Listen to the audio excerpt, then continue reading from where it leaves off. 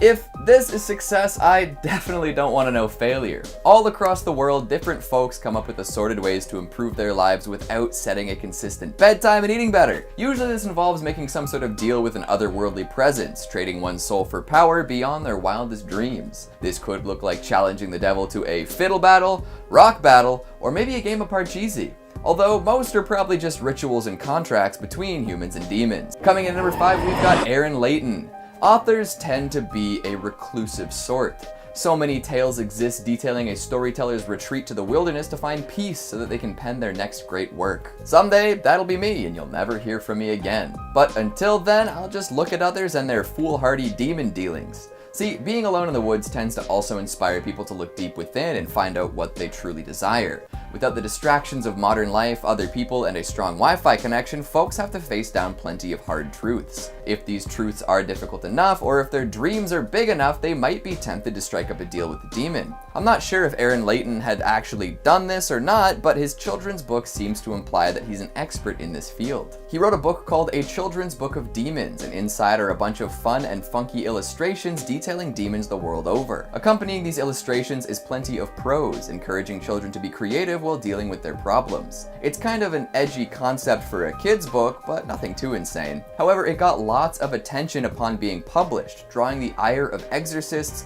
religious leaders, and uptight parents everywhere. The book encourages readers to imagine demons, draw sigils, and attempt to use these strategies to assist them in their daily life, like a kid's Bible storybook, but more in line with Satanism. Most would look on and get a good chuckle out of this, but the previously mentioned folks condemned the tome, claiming that it would imbue the children with evil energies and ruin their lives. This leads me to assume two things. 1. Aaron Layton knows enough about demons and Satanism to write a book that will offend people, and in his studies might have summoned one or two.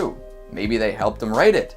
And 2, some of the parents who ended up buying this book for their kids actually witnessed some demonic activity. Nobody would be getting so up in arms about something totally harmless, so there must be at least a little bit of power here. I wonder what the kids use their demons for.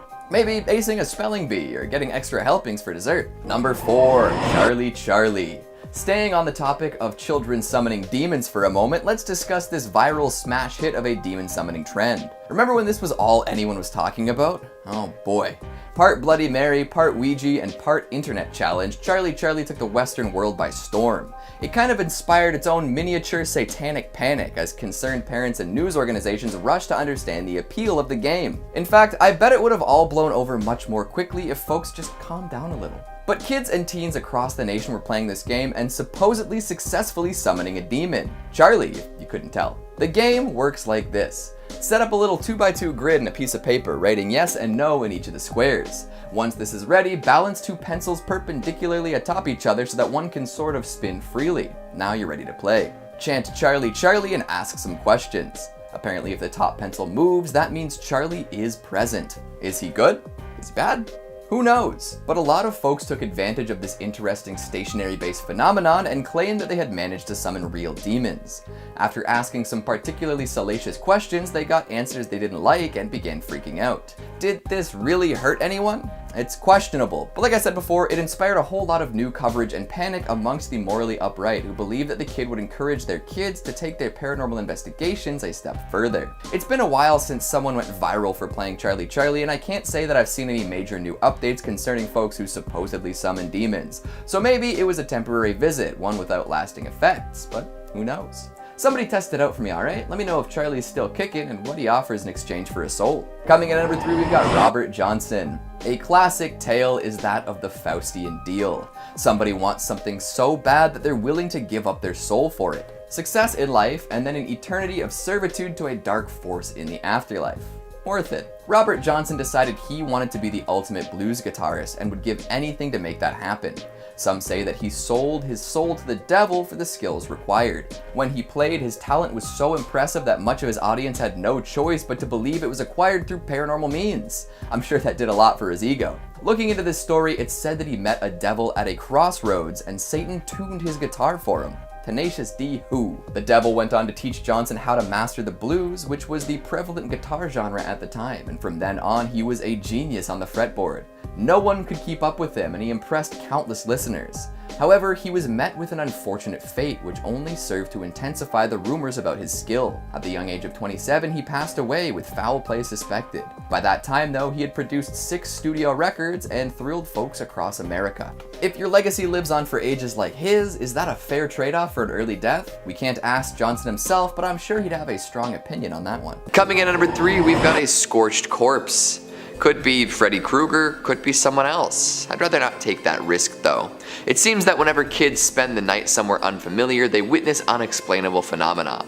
The result of overactive imaginations perhaps? Or is there something to these visions of the paranormal? Well, you could ask those who decided that a sleepover in an old school gym was a good idea what they saw. Christy and her soccer team had set up for an overnight stay at the school gym. Sleeping bags, snacks, scary stories, you name it. But someone brought a Ouija board, and that could not be resisted. The teammates gathered together and started the ritual, seeing if anyone from the school's history would show up. When they finally made contact with somebody, it spelled out words like thirst, and fire, and help. Then the spirit moved the planchette to goodbye, and that was that. They asked around the next day and discovered something disturbing. Apparently there had been a fire at this very location a long time ago, burning the building to the ground. Could it be that a poor, unfortunate soul was trapped in this inferno and now haunts the rebuilt gym? Coming in at number 2, we've got some solo advice. I'll do one more advice column contribution to this Ouija video just to make sure any curious individuals go in knowing as much as they possibly can. Never use a board on your lonesome. Not only is that a goofy, dorky thing to do, it can also be very dangerous. It takes 2 to tango, and it also takes a duo to draw upon the spirit world. Don't underestimate the power of the paranormal. In many dramatic interpretations of Ouija use, folks who go about it alone end up way worse for wear. Often they'll end up summoning something that will attempt to possess them, emboldened because they're alone. Or sometimes they'll simply be unable to control any aspect of the ritual and see some things that are quite upsetting. One story comes from an individual named Sarah who decided she wanted to contact some spirits in her free time. Unable, or maybe unwilling to gather some friends in time, she sat down with the board and planchette all alone. This proved to be a very bad call almost immediately as the planchette shot out of her hands and across the room. Needless to say, she did not attempt this again. Another tale comes from Oceana, who similarly wanted to see what spirits were around but refused to gather a group. When she started the ritual, nothing seemed to happen. A little perplexed, she began to clean up, but as she was moving candles, she noticed something quite spooky indeed. The planchette was moving totally on its own with Oceana nowhere near the board. She rushed over and moved it to goodbye and hasn't attempted a seance since. And finally at number 1, we've got summoning sleep paralysis. Most folks looking to dabble in Ouija will find a board and use it somewhere they feel safe, at home or maybe a friend's place. But if you're serious about finding some paranormal activity, notably haunted areas are the place to be. In visiting these locations, you're essentially accepting responsibility for whatever spirits or demons you encounter though. Take Aaron and Arjun, 2 friends who found a Ouija board and decided to take it to a graveyard. Definitely a place known for harboring spirits and the like. At the graveyard, the duo attempted to summon something and failed, or so they thought. After their uneventful seance, they returned home and went to bed. Late that night, Aaron experienced sleep paralysis for the very first time. Unable to move, he saw a ghostly woman with long black hair slowly floating towards him. Some might chalk that up to a coincidence, or maybe the fact that Aaron was a little spooked from his late night excursion. However, Arjun called up Aaron the next day and told him about an identical experience. The 2 friends had somehow summoned a spirit that followed them both home and began invading their sleep. Goodness gracious. Whether you're using satanic toothpaste or attempting to communicate with presences beyond our immediate understanding, there's a lot of risk when you dabble in the paranormal. Be careful while investigating things yourself and do your best to research before you go. Otherwise you could end up with a sleep paralysis demon or a hex upon you and your family. Coming in at 5, the Smurl's family. The Smurl haunting took place between the years of 1974 and 1989, and referred to claims made by Jack and Janet Smurl of West Pittston, Pennsylvania, who alleged that a demon was tormenting their home. Their first claims arrived in 74 when they alleged that their double-block home was disturbed by a demon that caused loud noises and bad odors, threw their dog into a wall, shook their mattress, and pushed their children down some stairs. And on top of that, even physically physically and sexually assaulted Jack on multiple occasions. In '86, the family brought in our favorite demon fighting duo, Ed and Lorraine Warren.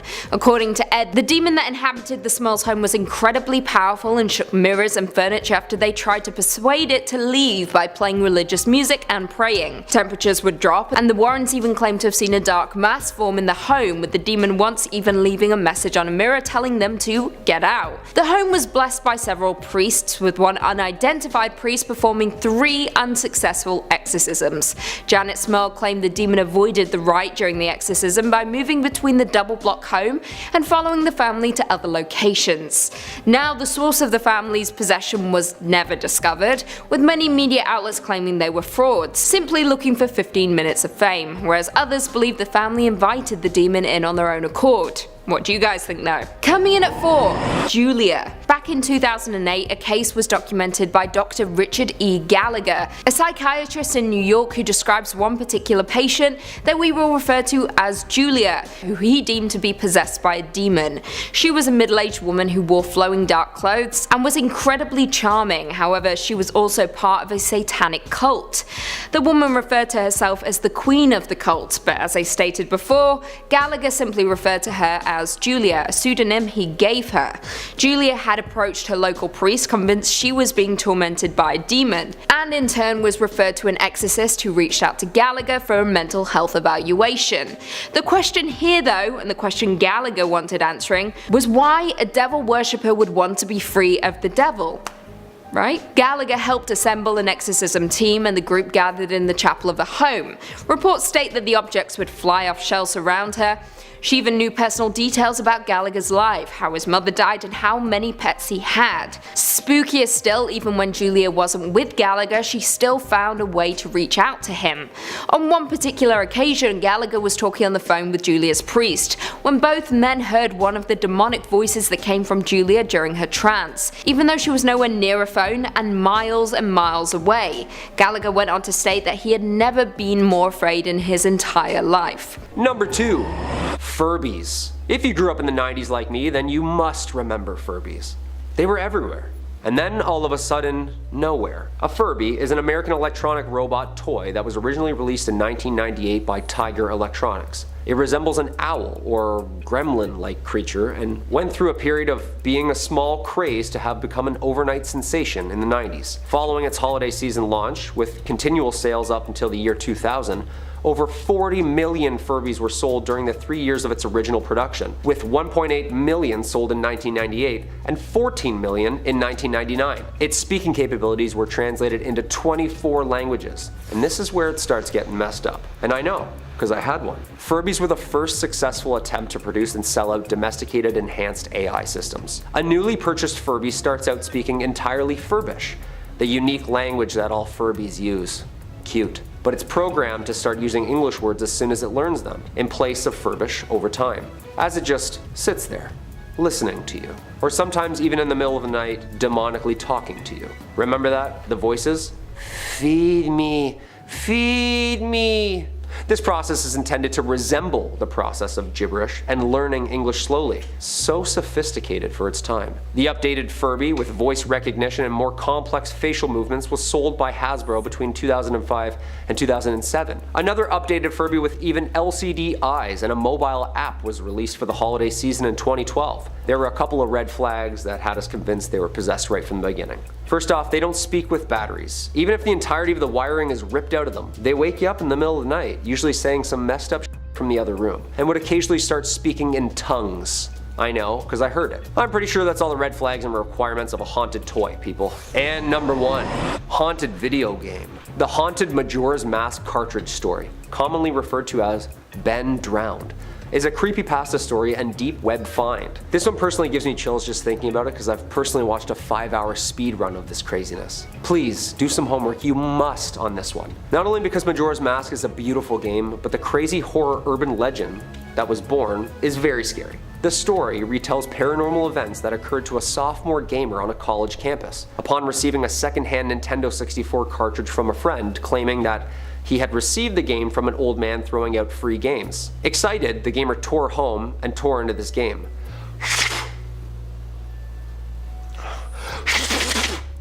But then, he begins to notice misplaced and missing graphics, added scenes, and even strange connections to a boy named Ben, who was said to have died 8 years before, from within the game. Huh? Majora's Mask is already scary enough. The story attracted many believers from all across the Zelda fandom community, including myself, and still does time to time, although sources have confirmed that this is just a story made up from developers and run to consumers. You got me, dude. I sat through like 6 hours of Link snapping his back, terrified. Coming in at number 5, Rosemary's Baby.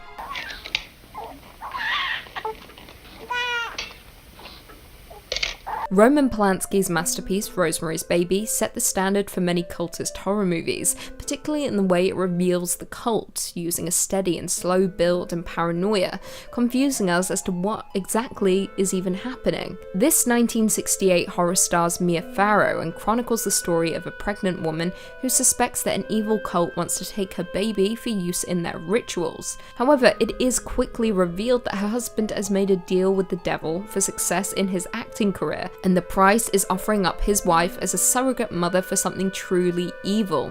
Satan's son. That's right, the cult uses Rosemary as a sacrificial lamb for Satan's grand return through his own offspring, and it is truly terrifying. The general sense of unease throughout the movie is why Rosemary's Baby is an absolute classic, and perhaps one of the scarier movies in the horror genre. The horrors depicted on and off the screen aided in the rumour that the film was actually cursed by the cult and summoned demons, with many incidents occurring off-screen to the cast and crew, including the slaying of Roman Polanski's wife, Sharon Tate, at the hands of the Manson family. Coming in at number 4, VHS 2 Safe Haven. Safe Haven is one of 4 sections in the 2013 anthology found footage sequel VHS 2, with the segment being directed by Timo Tjahjanto and Gareth Hugh Evans, and being the best section in the entirety of the movie. The plot follows a news crew composed of 4 members who infiltrate an Indonesian cult in the hopes of shooting a documentary about their mysterious activities. Inside the building, they find the walls adorned in bizarre symbols, school children in classrooms, and women dressed in white garments. One of the crew, Malik, then overhears that his fiancée Lena is pregnant with another crew member's child, Adam. Things then descend into total madness. The deeper the crew go inside the building, with Lena being abducted by several women, with the cult hunting down the crew members for sacrificial reasons. Now, with only 29 minutes to play with, Evans and Tjahjanto don't hold back, not even for a second, with the segment being insanely action-packed and gore-filled from start to finish. Not to mention it builds to an insane, gore-soaked climax that will shock the audience. The cult are successful in their demon summoning, with the beast making its grand appearance towards the final moments of the movie, and it does not disappoint. Coming in at number 3, we have Children of the Corn. Children in horror movies are already creepy, but put them in a cult composed solely of children, then you have a recipe for absolutely terrifying scares. Children of the Corn, based on the book of the same name by Stephen King, is a supernatural folk horror starring Linda Hamilton and Peter Horton, and is set in a fictitious rural town of Gatlin, Nebraska. The film tells the story of a malevolent entity referred to as He Who Walks Behind the Rose, which entices the town's children to ritually murder all the town's adults and a couple driving across the country to ensure a successful corn harvest. As the couple arrive in the small, seemingly abandoned town, they discover the congregation of children led by a girl named Rachel, with them performing a cultural birthday ritual for Amos by drinking his blood from a pentagram-shaped cut on his body. Amos has turned 19, therefore is considered old enough for his passing, joining their god in the cornfield. Now, while the movie as a whole was a little disappointing, it does deliver on the horrors of cults. Not to mention there were 7 sequels, with the first being far superior. The cult movie in turn gained a cult following, with it being a hit among movie lovers. Coming in at number 2, we've got Sid White. Originally interested in witchcraft, Sid gradually became aware of and enamored with demons. Believing that a demon is an entity that has wandered our Earth for ages, possibly even for eternity, he has supposedly summoned demons on multiple occasions. The rituals remain largely the same across the board, but small changes can affect what demon you'll summon. Write this down. You'll need a dark room, candles, herbs, a Ouija board, and blood. All pretty easily attainable, don't you think? Especially that blood bit. You're full of it. From there, you need to know a specific spell or chant, especially if you're looking for a specific demon. Knowing what you're getting into is pretty important too, because if you're summoning demons willy-nilly, you're gonna have a bad time. A lot of people choose to summon demons to strengthen their connection with another world. This allows those who do so to draw increased strength and insight and hopefully improve their life some. However, Sid refuses to talk about what happens once he summons a demon. That's his private time, apparently. I mean, there are a lot of things people do behind closed doors that they probably don't want to discuss with the world at large. I pulled a lot of this info from an interesting article on Vice, and I'm sure Sid didn't want all the Vice readers to know his secrets. Check out the article if you want some more insight though. It'll be in the description. Coming in at number 1, we've got Niccolo Paganini, another masterful musician making morbid arrangements under cover of dark. Paganini was well known for being able to do things no other musicians could even dream of. As a child, he was a wunderkind, quickly picking up and becoming proficient in all sorts of different musical instruments. Being a child prodigy comes with a lot of pressure though, I'm sure. By the time he was a teenager, he was an alcoholic. However, he managed to overcome this, and in his early 20s, he became a well-regarded star, composing complicated and popular pieces of music and performing all over Europe. Some of the stuff he composed, nobody else could even attempt to play for years. He could play 3 octaves across 4 strings in one hand on the violin, and won a Stradivarius for sight reading a supposedly impossible piece. One of his most famous compositions was called Witch's Dance, which raised even more eyebrows. So maybe in his darkest hours of alcoholism, he reached out to a higher or lower power and asked for power beyond his wildest dreams. Either that, or he decided to get it together. He supposedly had really long fingers too, which may have helped with his incredible musicality. Striking up deals, looking for power, and wondering what might be on the other side. All good reasons to summon a demon, but also maybe not great reasons. But hey, it's your life. Coming in at number 5, we've got the evoker. I'm gonna kick off the list with my personal favorite, even if it doesn't really fit the theme that I'm going for here. It's definitely a ritual and it definitely summons demons, but it's also for a different purpose than most, as one might say awakening a persona isn't the same thing as using a ritual to bring a demon into this world. Potato, potato. Anyone familiar with Atlas games should be familiar with all the different ways of summoning demons. You can use an app, head to the TV, or fire up any number of electrical gadgets to access the demons that'll help you fight. However, one stands out above the rest. Persona 3 is well known for its striking visual style, kick-ass soundtrack, and of course, the method by which you summon demons. If you want to summon your persona, you've got to find a gun-shaped evoker, put it to your head, and pull the trigger. That's right, we're summoning demons by shooting ourselves in the head. By the way, I don't recommend using this method in real life. But in the world of Persona 3, doing so will allow you to accept your own mortality, induce terror, and summon your persona. I'd say in terms of rituals to summon demons, this is an extremely simple yet hardcore way to go about it. No summoning signs, no special materials, just a gun, your head, and your emotions. Boom. If only summoning demons was always that simple. Many folks are only able to summon one particular persona, but the protagonist in Persona 3 can use all sorts of demons to their advantage. So in this case, using an evoker can have all sorts of different demonic results. Not bad. Coming in number 4, we've got finding a meat suit for Samhain. Plenty of demons get summoned through the many seasons of Supernatural. Some need folks to draw symbols, light candles, and recite incantations. Others require that a bowl of assorted ingredients and blood be lit on fire. Then there's the ritual to summon Samhain. This one gets really specific. First, it should be known that this demon can only be summoned once every 600 years, so be sure you've got the right calendar before starting. Most times you bring them about, you'll need a few super strong magic users. Also, it's important that whoever's going forward with this summoning ritual hides themselves from angels. Samhain is powerful enough that the celestial beings of light need to be watching at all times. Then you've got to sacrifice 3 people over the course of 3 days. Of course, the final blood sacrifice has to happen on Halloween. When else would you complete a crazy summoning ritual? Thanksgiving? Grow up. During this time, some more classic ritual stuff needs to happen.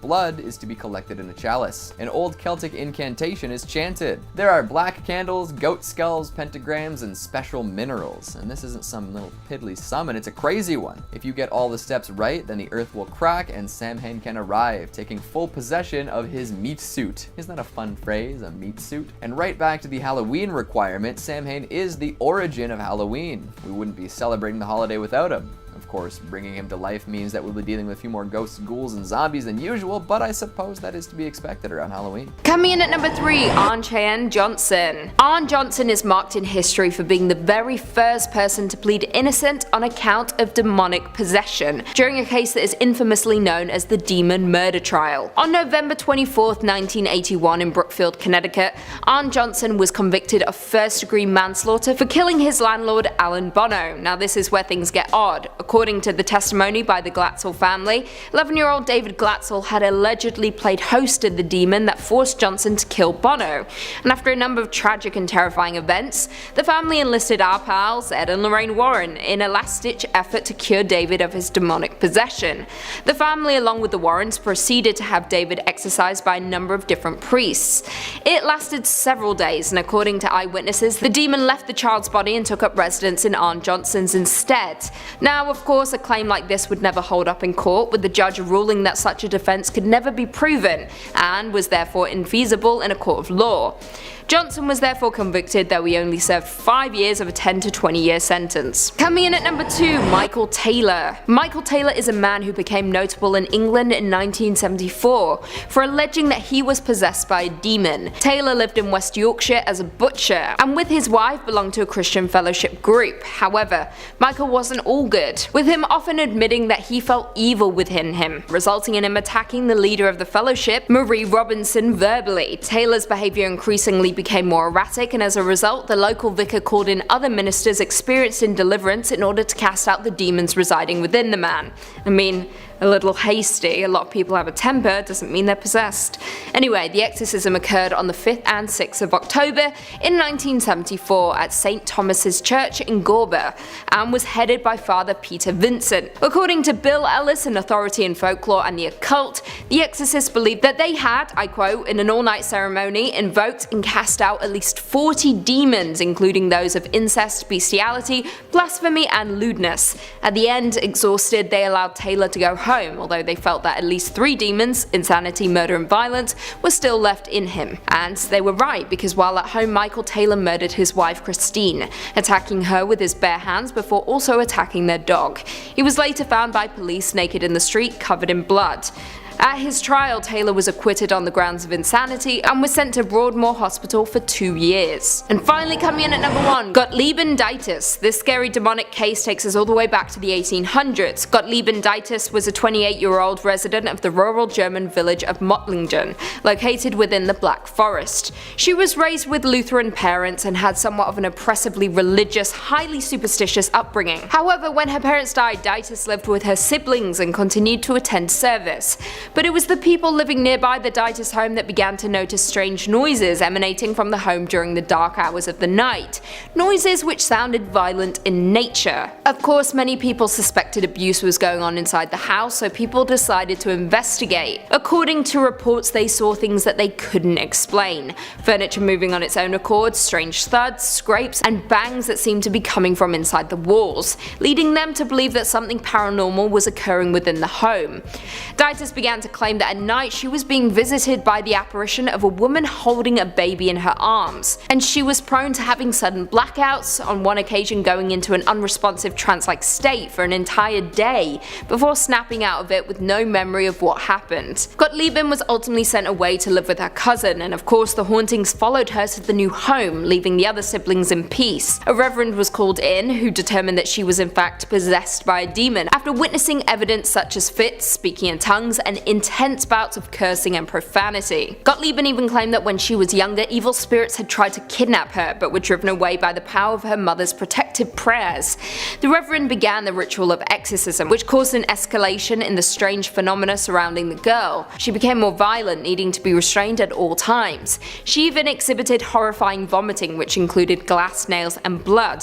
The exhausting exorcism dragged on for 2 years, with the Reverend ultimately coming out on top, and with Gottlieben supposedly stating, "Jesus is victor." Coming in at number 5, the Undead Witch. Generally speaking, you should avoid undead witches. The living ones can be reasoned with and are often quite pleasant to converse with, even if you yourself are not a follower of Wicca. The ones who perished and through some dark magic managed to make it back to the realm of the living, those are the ones you gotta watch out for. Nobody wants to be at the receiving end of a hex or spell cast by a practitioner of magic who has returned from the grave. No thank you. An unfortunate cohort of Ouija using pals accidentally summoned one though, and the results were less than pretty. After procuring a Ouija board through some pretty standard methods, a guy named Justin and his pals decided to have a little seance, all in good fun of course. Fun is just how those things start though, and it quickly took a turn for the worse. The friends open up the session and begin to ask questions of the presence they had summoned, and At first, there was no response, but the intrepid paranormal enthusiasts pressed on dauntless, looking for some sort of message from the other side. Then the planchette started moving. Slowly at first, it swayed back and forth between the four corners of the board, picking up speed as it went. Soon it was just doing quick laps around the board. The circle shifted and undulated as the planchette began drawing out new shapes on the surface, freaking everyone out. They called it off, closed the circle, and decided to do something else. However, when Justin tried the board again, this time with a different friend, the results were the same, a slowly shifting planchette eventually reaching a fever pitch. After that second experience, he started to notice strange things happening. He would wake up in the middle of the night with the sensation of someone grabbing his arm. His pals that participated in the paranormal practice reported similar events. Looking into it, they discovered that this experience could have endowed them with a hex.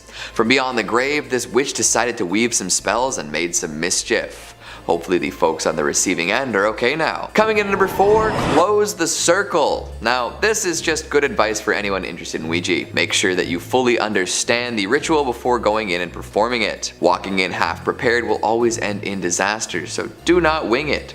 Read up on the process, ensure you understand what must be done, and for goodness sakes, make sure to close the ritual at the end. You can do everything else right, from starting with a good mindset, to being polite and patient with your summoned spirit, to refraining from asking for physical signs that they are present. But if you don't move the planchette to goodbye at the end of the session, whatever presence you've brought into your home is liable to stick around. An experience most foul. Some will be friendly, amicable spirits from the great beyond, willing to interact and leave without any trouble. But you can't believe everything a spirit tells you on a Ouija board, and many times demons will appear under the guise of a good-natured individual. This is where things can get dangerous. Take poor Vince, who once used a Ouija board as a child. He and his brothers managed to summon a Russian spirit who claimed to have been murdered in cold blood. A classic origin story for sure. But after they stopped communicating, the brothers decided to go get some food, without closing the circle. When they returned to the basement, the energy had noticeably shifted. A dark, heavy presence was here, and things were not as they were. Books and toys had been flung around the room in a whirlwind, but the Ouija board still sat in the middle, undisturbed. Apparently, when Vince looked into the mirror in the basement, he noticed that the eye on the Ouija board was looking around the room, as if searching for something. The brothers moved the planchette to goodbye and resolved never to do that again. Coming in at number 3, we've got the Midnight Game. More so than the first 2 games we've discussed today, this one is all about summoning a dangerous entity into your home. Get ready, because the Midnight Game is freaky. Apparently, it was once a pagan ritual used to punish people who broke the law. Consider that before playing. Would you willingly put yourself in a dangerous punishment situation for no reason? Supposedly, it was just meant to scare folks, but there were some cases in which people were really hurt. Some say there is a chance of death, too. To play the Midnight Game, you've got to stay up until, you guessed it, midnight. Once the clock strikes 12, write your entire name on a piece of paper and mark it with a drop of your blood. Shut off all the lights, head to the front door, and put the piece of paper in front of it. After that, you're going to light a candle and place it atop the paper. Take a deep breath and knock 22 times on the door. Why 22? Who knows? Just follow the ritual. After the 22nd knock, blow out the candle and open your door. That's how you invite the Midnight Man into your home.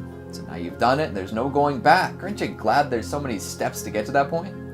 Once the Midnight Man is in, you're going to want to relight your candle, which means the game is afoot. Your job now is to walk around the house, keeping the candle burning until 3:33 a.m. To do this, you've got to avoid the Midnight Man at all costs. Your candle will go out every once in a while, even if you think you're doing a good job of protecting the flame. If this happens, that means the Midnight Man is nearby.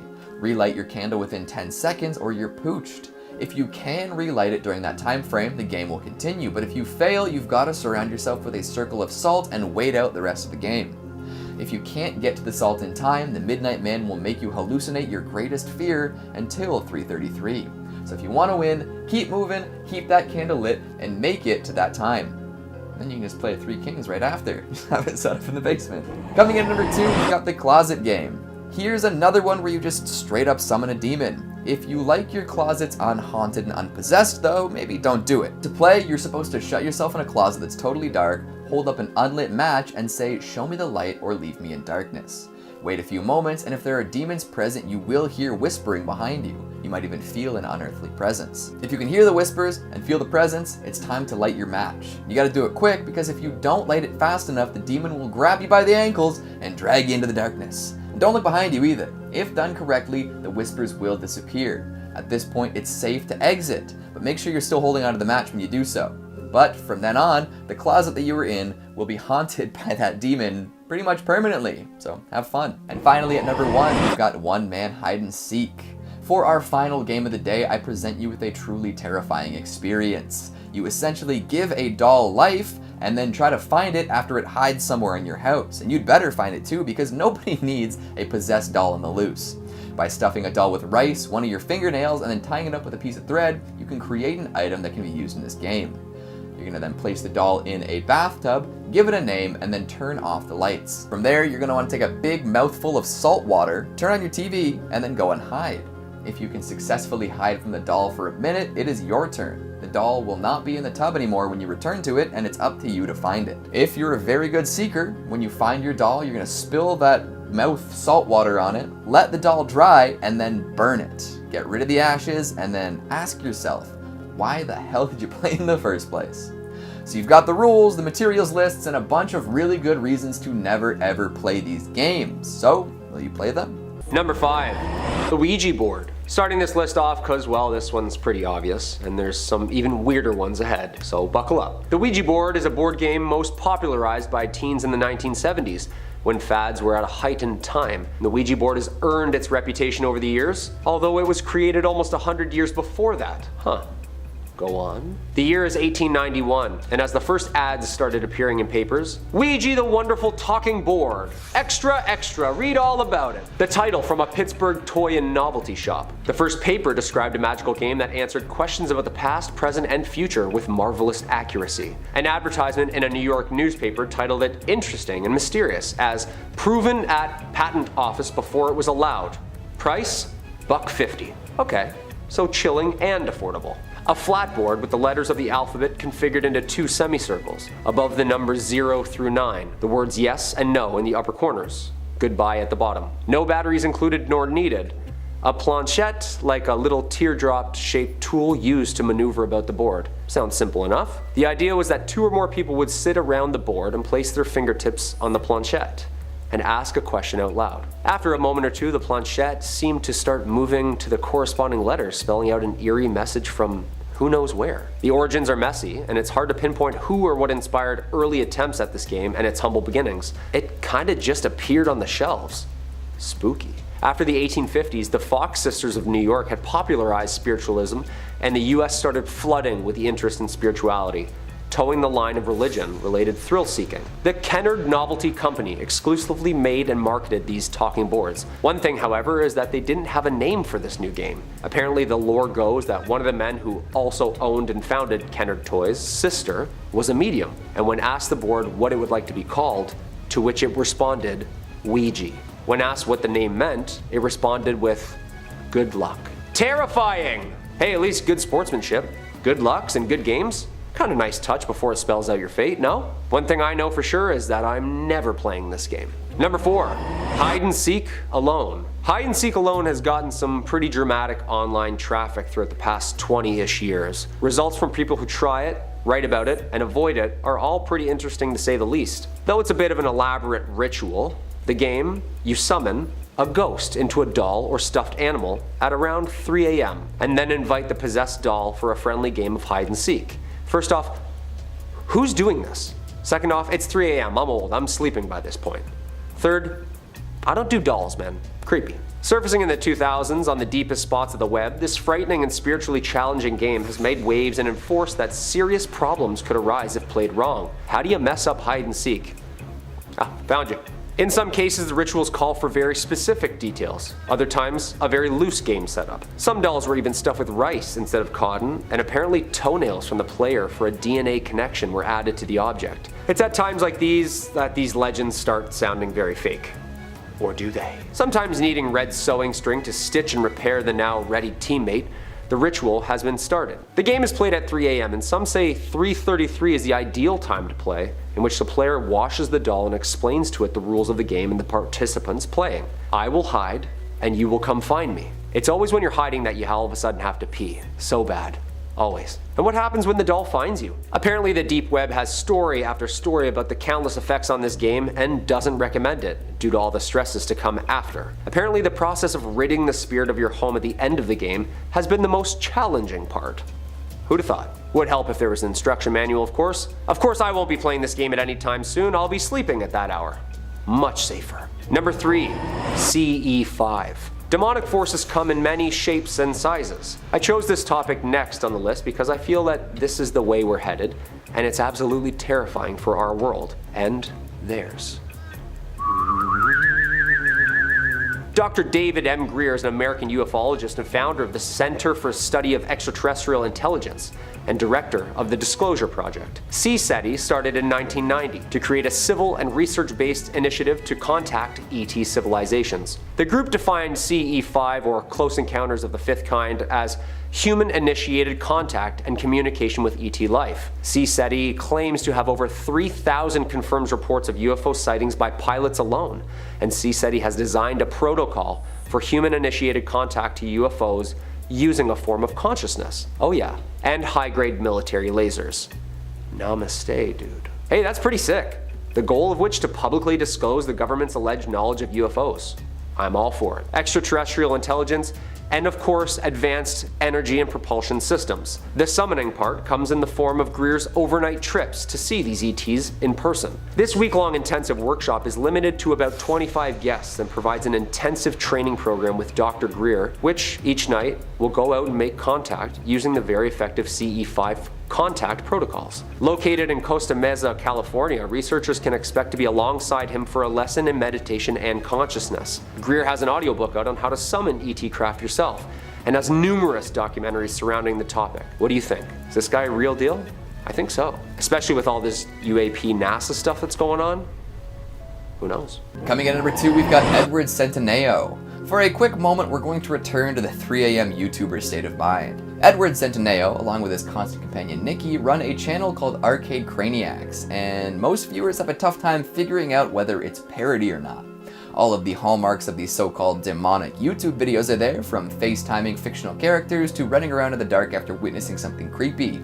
To date, Centineo has supposedly summoned Sonic.exe, the imposter from Among Us, Chuck E. Cheese, Freddy Fazbear, Elmo, SpongeBob, and more. Now, most of these demonic apparitions are just people in suits, or so it seems, but the commitment to the gag, the over-the-top reactions to everything happening, the weird references to other YouTube drama going on woven in, and all of the incredible performances from all involved make these demonic summonings more entertaining than most. I think they're just having fun with it and poking fun at other YouTubers. Probably. And coming in at number 1, we've got Emperor Justinian. Now, this might shock you, but stick with me. A lot of people believe that politicians and other public figures are demons in human form.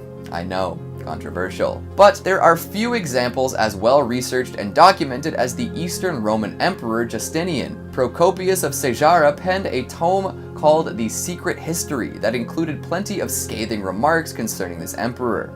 The author truly believed that Justinian was a demon pretending to be a human. His wife, too. Of the many claims Procopius makes, there are a few that stick out.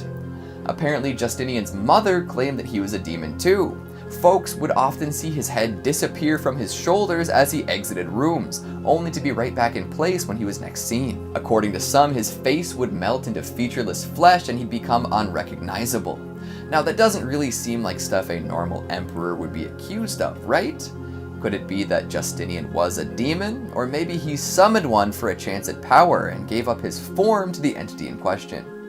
And that is that. Another 5 ferocious folks who may or may not have brought evil into our world in exchange for money and fame. Oh, and power too, I guess. Definitely power. Coming in at number 5, we've got the 3 Kings. Not 1, not 2, but 3 kings. That seems like a lot for one game, but you'll see why it's the case in a second. This game is meant to give the player access to a realm known as the Shadow Side. To do so, you have to summon 2 other spirits into your place of residence. Hopefully they're benevolent, but it has been known to bring demons or demon-like apparitions into homes. Each presence, including the summoner, will then have to figure out who is their queen and who is their fool. It is dangerous though. Like, the person who originally posted the game online tells readers not to actually try it. Educational purposes only, you know? But if you do end up playing Three Kings, it's best to go in prepared. First things first, only play when you're in a sober and positive mindset. Any distractions or chemical imbalances will lead you to having a really bad time. There are some other things you want to do to prepare, but I'll explain those after we go over the rules of the game. Play, you need to set up 3 chairs, 2 with mirrors on them and 1 in the middle as your throne. Once that's done, head to bed with an alarm set for 3:30 a.m. When you wake up, you have 3 minutes to get to your throne and start the game. Bring a lit candle with you, one with a burn time of at least an hour, and take a seat. At that point, you want to look into the darkness. Not at the mirrors, not at the candle, just into the void. Stay in this exact position, making sure your candle doesn't go out until 4:34 a.m. That's just over an hour of intense concentration. Can you handle it? During that time, the other apparitions are supposed to be watching you in their peripheral vision through the mirrors, so good luck figuring out who is who. Now, as I mentioned before, it is advised that you go in well prepared if you do decide to play Three Kings. Putting a fan behind you is supposed to blow out a candle if your body unexpectedly moves for any reason. Additionally, you can bring an object of power with you for support, like a favorite childhood toy or maybe a piece of jewelry you got as a gift. And if you want to be really safe, have a loved one on standby to talk with you or wake you up if you're not off. If you go in unprepared, you're going to have a really tough time. So make sure you're good to go and ready to deal with any consequences. Like I said before, the author advises you not to play. Coming in at number 4, we've got Bloody Mary. Who among us hasn't had a horrifying Bloody Mary experience as a child? I remember mine like it was yesterday. My friend had brown carpet in his basement, that sticks out to me for some reason, and there was a bathroom door that only locked from one side. 4 of us went in with a candle we had stolen from the cabinet, and we were all very jumpy. I think I was the first one out, to be honest, and I don't think I saw any faces other than our own. My friends, on the other hand, were adamant that they saw her. Bloody Mary. Nothing bad happened after though, so I guess we can be considered lucky. This is a classic demon summoning game and has been practiced for quite a long time. There are different variations depending on where you are, what time period you're looking at, and even based on who you ask. Generally, the idea is that a person looks into a darkened mirror and repeats someone's name a number of times in the hopes they'll catch a glimpse of their face. The face could belong to a long dead woman, a witch, or even a future lover, but the consequences are rumored to be dire. If you see a human face, you might be looking at the visage of someone you'll marry. However, seeing a skull could mean that you're going to die before finding true love. Tragic. Then there's the idea that you can summon a phantom playing this game. Many people claim that they've seen bloodied faces, skulls, or even desiccated corpses in the mirror. These apparitions are said to do many things, from screaming at participants, to scratching their eyes out, to strangling them, or even draining all their blood from their bodies. Like Three Kings, this game relies on the use of a mirror in a dark room with limited candlelight. I'm not saying these apparitions are just people's eyes playing tricks on them, but they might be people's eyes playing tricks on them. So if you go into the game thinking you're going to see something spooky in the dark, you might just see something spooky in the dark, you know? But I'll let you all decide for yourselves whether or not it's worth it to try this. Maybe start with just looking at your own face in a mirror in the dark for a bit, and then see if you want to start some ritual chanting. Coming in at number 2, we have Hereditary. One of 2 Ari Aster movies on our list, Hereditary was a surprise horror movie, with the reveal of its cult being kept a secret for much of the movie, making it incredibly unexpected when it begins to unfold.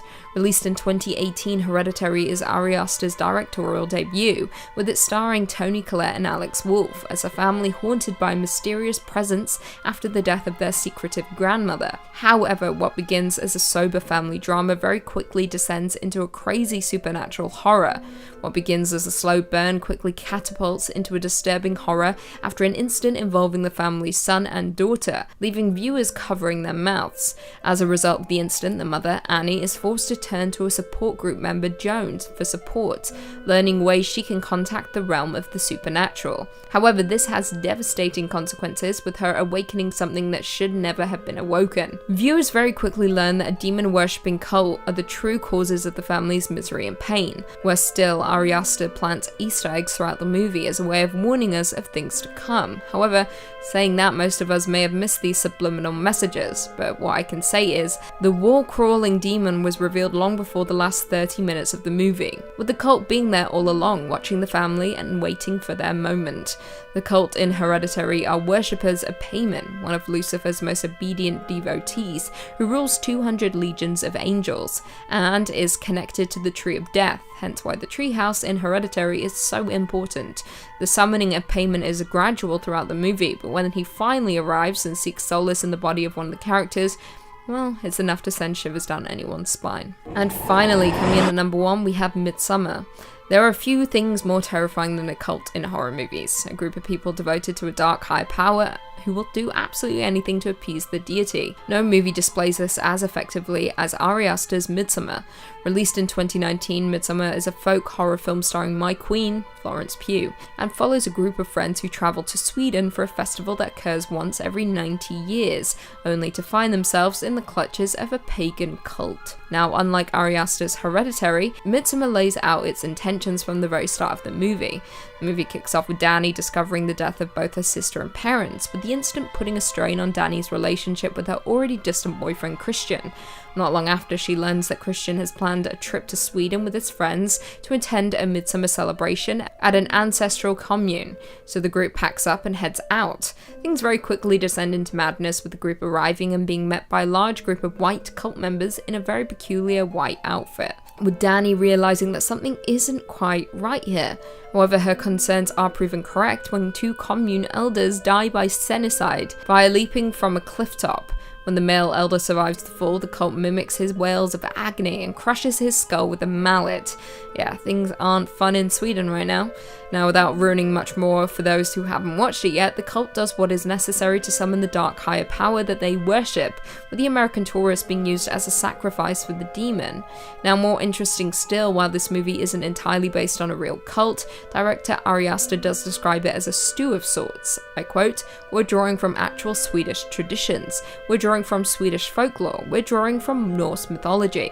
All in all, Midsommar successfully draws on the disturbing conventions of cultist horror to generate a sense of dread and unease, making it my favourite folk horror movie and cult horror movie of all time. Number 5. What's Outside? Our first story comes to us from a blog called Are You Bloody Mary, chronicling the stories and experiences of other wayfarers who've tried to contact her. Our blogger shared her story when she was younger. Her friend had come over for a sleepover, then they went through the usual sleepover checklist: horror movies, a little bit of gossiping about the boys, and an occult ritual. The 2 friends went upstairs to the bathroom, arranged candles, although they were fake ones. Still good enough for the ritual, I'm sure. Our narrator was the brave one and spun in circles over and over, giggling, and said the magic words. She said she wasn't feeling anything but dizzy and asked her friend if it had worked and anything had happened. Her friend said no. Disappointed, the girls were about to leave the bathroom when in the reflection of the mirror, they both saw the window that faced the backyard. As they went towards it, they noticed there was a figure standing in the backyard. Staring at them from down below, outside, was a girl with ratty black hair looking at the window. Somehow, she managed to rise to where the window was. The girl had her hands to her face and her mouth wide open, as if she was going to let out a scream, but nothing came. The girls ran outside to try and see what was happening, but when they did, the figure that was floating outside had vanished. The story writer said she didn't sleep that night or much the week after that, and although it had happened years ago, she still thinks all the time what it was they saw that day and just what could have happened. And if you're liking hearing scary stories about creatures from beyond and all sorts of things, why don't you click through on the channel, because we've got loads of stuff for you and more stuff coming every day, so toss a subscribe our way if you're feeling generous. Number 4. Shadow Person. Our next story comes to us from the subreddit r/no sleep, which is more than appropriate for what we're talking about today. Now, this next user shares her story, saying that when she was younger, she was scared of everything. Used to sleep with all the lights on or fall asleep with the TV on to comfort her into getting to sleep. In school, the storyteller joined the summer recreation program as a way to meet and make friends. She met a girl named Rebecca, who to this day is still her best friend. Isn't that sweet? Her new friend Rebecca had told her about the legend of Bloody Mary, and to our cowardly hero, it stuck with her. Said she would go home and think of Bloody Mary, think of what she would do if she was ever confronted by the demon. Eventually, Non-stop worrying and anxiety started to get to her, and she decided to test her courage. Went into the bathroom, terrified, alone in the dark. Thought that if she just did it quickly, said Bloody Mary into the mirror, and got out, it would cure the fear. So she went downstairs to get a large candle and a lighter, and set the candle next to the sink and said the magic words. She waited a few minutes, scared, shaking, but nothing happened, so she went back to her bedroom, thinking she could finally get some rest. She crawled into bed, but noted that her room was ice cold, even though it was 90 degrees outside. In her doorway was a shadowy figure. She said looking at her made her insides hurt, and she wanted to scream, but no words could come out. So she closed her eyes as tight as she could, and kept them shut the whole night. Come morning, she opened her eyes, still afraid, and there was no shadow figure standing in the doorway. So she went to the bathroom to get ready, and noticed a cut next to her eyebrow, scratches all over her stomach, and cuts on her arms. She said she did conquer her fears, but she'll never play Bloody Mary again. Coming in at number 3, we've got entering a basement. This just seems to happen in a lot of horror movies, huh? Some folks head on down into a creepy cellar through a hidden door, and there's an artifact waiting there for them. It might be a book, or it could be an enchanted orb.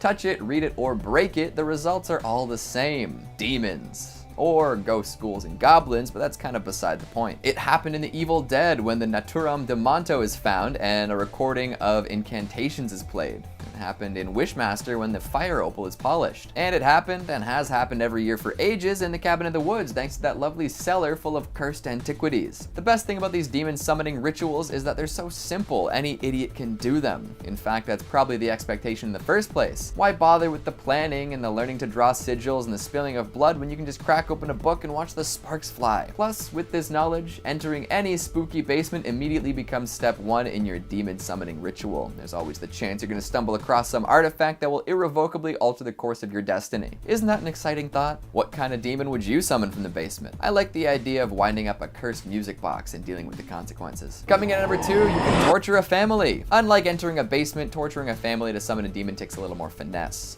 You've got to know and understand the demon you're going for and ensure that the victims really don't know what's going on until the last possible moment. Take the cult in Hereditary. They had this all planned out from the start. Like, it literally took them years to put this summoning ritual together. In the end, we get a lovely saxophone wail by the one and only Colin Stetson, and Paimon finds his way into a proper male host. But how did they make it happen? We follow the Graham family for most of the flick, meaning that we're not exactly privy to the details of the ritual. Thankfully, Madeline Aguilar interviewed some witches for the cut to find out a little more. Turns out that Paimon is listed in a Solomonic grimoire, which sort of outlines what he does and how to summon him. A summoner would need to draw a magical circle around themselves and a triangle just outside of it. They've got to be wearing the correct seal and be ready to offer the demon all sorts of stuff upon arrival. Plus, there might even be some additional demon managing involved. If you remove Paimon, who was once considered a king of hell, who was going to cover for him? It's just like real life work, but more supernatural. As is the case in most situations, the movie summoning was a little different from real life summoning, but still, going behind a family's back to switch the souls of their 2 children by decapitating one and possessing the other is a pretty crazy ritual. Then there's the whole nude old people lurking in an empty house bit. That's a little less fun in my opinion, but maybe I'll understand when I get older. Finally, at number 1, we've got revenge. I haven't done any extensive canvassing to find out if this is true or not, but I feel as though revenge is a primary driving force behind plenty of demonic summons. Don't quote me on that, but consider the implications. People want a lot of things. A large automobile, a beautiful house, a beautiful wife, but not everyone's willing to put it all on the line to acquire those things. However, once someone is possessed by a need for revenge, there isn't much that will prevent them from getting it. So if they have to summon a demon and give up their future, so be it. Revenge will be served. A prime example of a revenge-fueled ritual has to be that in the movie Pumpkinhead. Poor old Ed Harley loses his son to some rowdy dirt bikers and swears he'll get them for this. There are no rituals for bringing his son back, but there are rituals for getting revenge. He learns this from the old witch Haggis, who tells him that vengeance comes at a terrible price. Ed is fine with this and uses his son's blood mixed with his own to turn a corpse into the demon known as Pumpkinhead. Thus begins a horrifying rampage fueled by blood, one that can only be stopped by completing the ritual. And Starting off at number 5, parents. Look, let's just get this one right out of the way now, okay? Parents, y'all can be the worst sometimes. The whole myth of the boogeyman came about as a way for parents to scare their kids into acting right. Like the whole, you better behave or the boogeyman will get you thing. Absolutely the worst. Now, whenever your kid is going to sleep at night in their dark room, the house will do what houses do and settle. Or something might fall, or the wind will blow outside just a little harder than usual, and now that kid is laying in bed terrified, thinking that something is coming out of its closet or under its bed, despite that kid's best efforts to be the best behaved kid you've ever met. Congratulations, you terrified your kid. But on the other hand, nightlight sales have probably been given a bit of a boost, so hey, you scared your kid and contributed to capitalism. Round of applause for you. Number 4, Crybaby Bridge. Down in Georgia, where all kinds of creepypastas and urban legends are running amok, there is one bridge famous for its boogeyman, Crybaby Bridge. Now, there are many bridges that have picked up this name in the US, but this one stands apart. What is an unassuming rickety wooden bridge with no safety rails during the daytime is the most haunted bridge in Georgia by night. The legends say that a single mother, crying and hoping for the end, was driving one rainy night with a small passenger in the back seat. Blinded by the rain and her own distraught tears, she drove off the rickety bridge that would later become Crybaby Bridge. The water below was not horribly deep, but for a woman who didn't care for her life and the helpless one in the back, the water brought the end. Since that day, a legend arose warning against anyone who dares stop on the bridge and turn off their headlights. Who better to test out urban legends than a group of 6 bored teenagers who had read the urban legend and decided to investigate. They piled into a car and drove out to Crybaby Bridge on a dark, unlit road surrounded by dense thickets of trees and brush. The teenagers drove out onto the 30-foot bridge as it creaked and crackled under the weight of their car.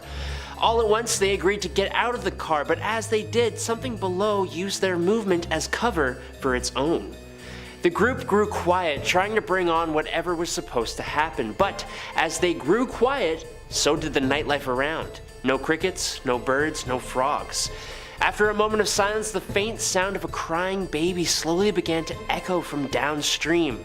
Below the bridge, something was moving, trying to slip through the water without making too much sound. Then, a figure, man-like but all out of whack, appeared at the end of the bridge.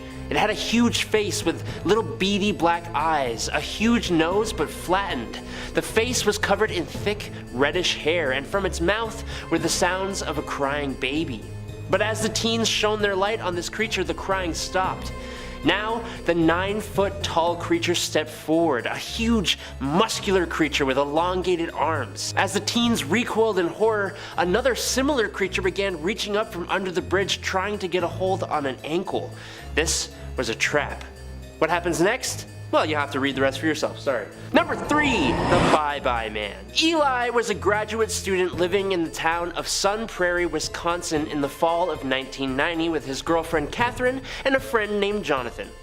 Someone had found an old Ouija board in an attic and for fun gave it to the 3 friends who had been living together.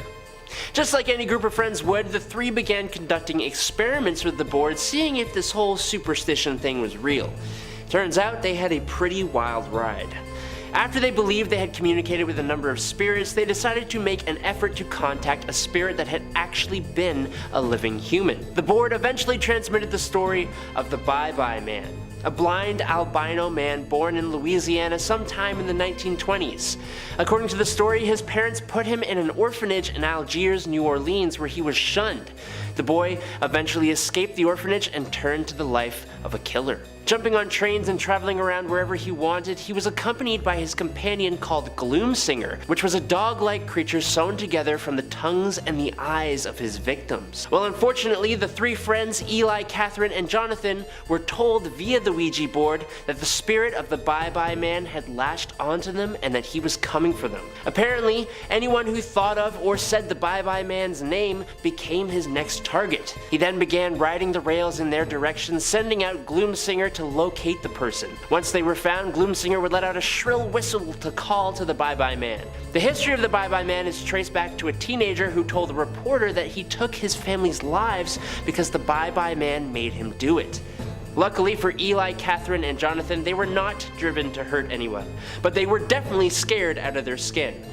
There's a movie based on this story, but in that one, things don't end so nicely. Number 3, Night Terrors. Our next story was shared to us by another Redditor on a similar subreddit, this one going by the handle RuneCat. RuneCat talks about when they were in school, Bloody Mary was a popular game for kids to play to try and scare each other. Classic kid stuff. A way to prove who was brave and who wasn't. RuneCat's own friend group was a little too cowardly for it, running out of the bathroom without saying it enough time, leaving the lights on, you know, baby stuff. So it became a bit of a competition, and RuneCat believed that they had something to prove as the bravest of everyone in the class. So RuneCat went home that night, and near midnight, walked into the family bathroom, turned all the lights off, and stared into a mirror while their heart was racing. They said Bloody Mary 3 times, and then stood there and waited for a minute, counted out 60 seconds exactly, and then out the door and went back to bed, proud of themselves. It wasn't until they tried to drift off to sleep that things started to get weird. They said as they were sleeping they felt something on their feet, but that they didn't have any pets in the house. So RuneCat opened their eyes to see what it was. They saw something that looked like a zombie leering over the foot of the bed. A dark being with black,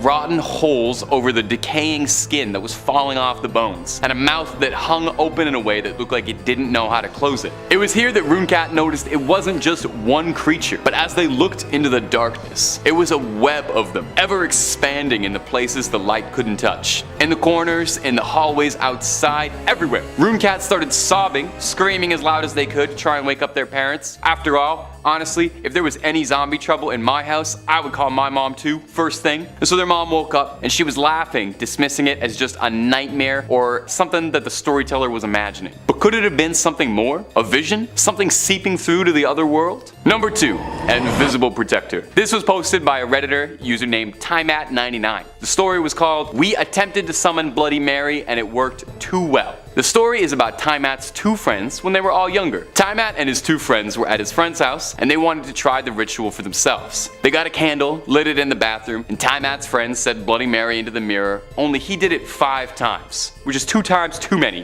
which could have ended up being their downfall. Bloody Mary gets pretty annoyed when you don't follow the rules. His friends started gasping for air, grabbing at his neck as if he was choking. They switched the lights on thinking it was just a prank, but noticed that their friend had fallen to the floor and was choking. Timat said he knew here what they'd done was a mistake. His other friend was trying to help the one choking, while Timat screamed out, "Stop, Bloody Mary," commandingly, and it seemed to work, as his choking friend was finally able to breathe. And Timat claims he saw the apparition of a shadowy girl in a bloody dress in the room with them in the mirror. Now where things get interesting, if that wasn't enough to pique you, is Timat claims that since this event, his life has been changed, as if he has a protector. The most outright encounter being, while walking to college one day, he was about to cross the road when a car came racing by at a breakneck speed. He felt something tug on the back of his shirt and looked back to see who was his savior, but no one was around. He whispered out, "Mary," and heard a giggle. And number 1, Lonely Mary. Alright, and at our number 1 spot is a variation of the bloody legend that I guarantee you haven't heard yet.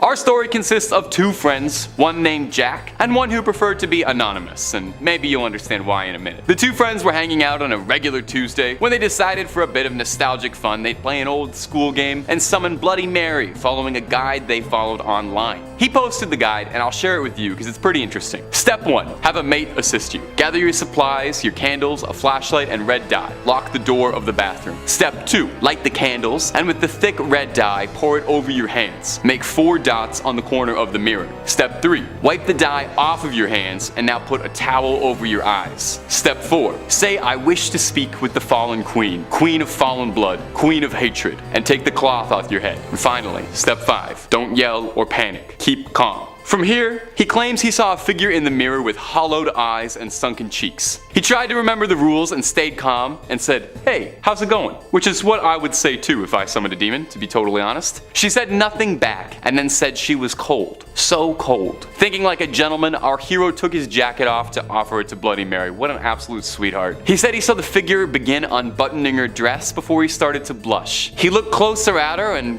Lord knows what was running through his head. Kissed the mirror, burning himself on the candle in the process. He swatted out the candle and looked at the now angry looking entity and said, "I need to depart, your highness," followed by a shrill shriek that sounded like it was from another world. That night, while sleeping, he woke up in the middle of the night and felt a weight on his arm. It was sore and the skin was all red and blotchy, far more than a small burn from a candle would have made. He ends his story saying he thinks Bloody Mary isn't just cold, but lonely. Coming in at number 5, we've got Giuseppe Tartini. In the first episode, we discussed another virtuoso musician who is rumored to have made a deal with the devil to become incredibly talented.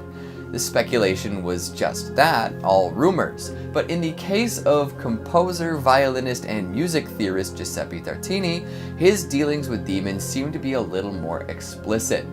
Tartini was well renowned at his time and proved to be quite influential in how he composed and played his music. But of his hundreds of musical pieces, one stands out above the rest. Sonata in G minor, Trio de Diavolo, the Devil's Trill. Devilry and demonic imagery were not as commonplace or as well received back then. Folks could get into trouble if they weren't careful with their artistic mores. However, as Tartini was a popular performer and composer, he seemed to get away with it. Apparently, the inspiration for this piece came from a vivid dream. During this outrageous nightmare, the devil appeared and played the violin with incredible ferocity and speed. This was way back before the devil went down to Georgia, too. Maybe he's just a big fan of stringed instruments. Tartini woke up and immediately tried to replicate what he heard in his dream, but was unable to capture the full effect of the song. Kinda like a tribute to the greatest song in the world, alright? Even though Tartini couldn't replicate the exact song from his dream, the Devil's Trill became his most legendary tune. The story behind it, coupled with its name and complexity, made people believe that he either had made a deal with the devil or had been possessed by a demon to create such music. Some even believed that he grew an extra finger on his left hand that made the difficult trills throughout the piece a little more easy for him to play. Trills, double stops, high-speed runs, and a plethora of mood and tempo changes make this song extremely challenging, even for modern violinists.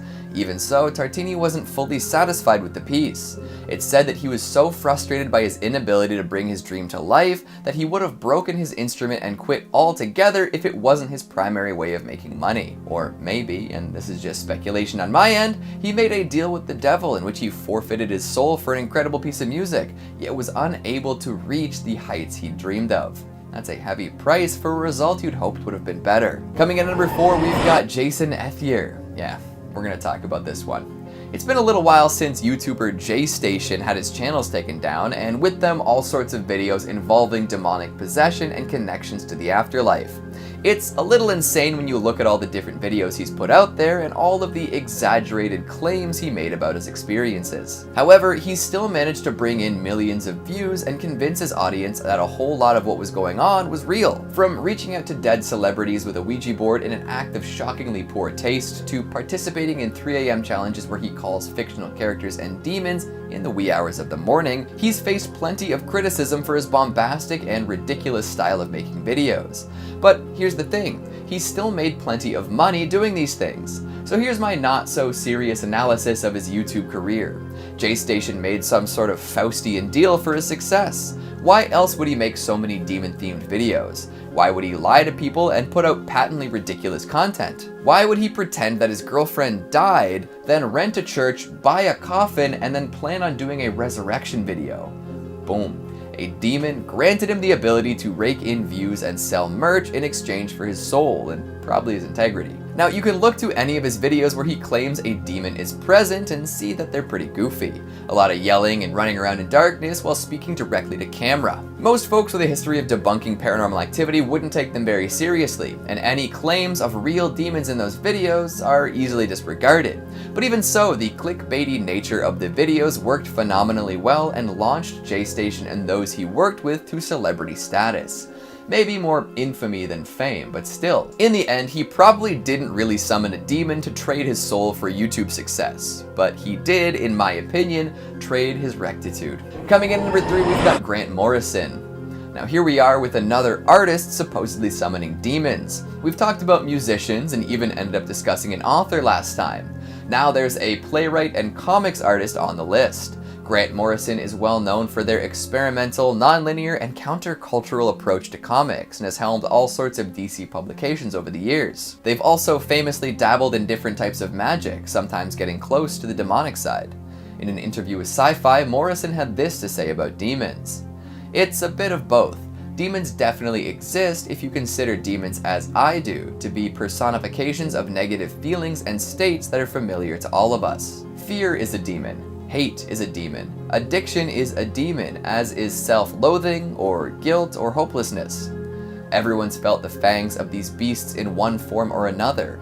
Basically, a demon is a human-hating, self-destructive state of mind given form or voice. Medieval grimoires portrayed these disordered, diseased, or chaotic states of mind as a jumble of cladogrammatic chaos. Flies with crowns, angel-winged toads, and wolf-headed eagles with swords. These demons have been with us since humankind became self-aware, which is what gives them their supernatural, i.e. eternal quality.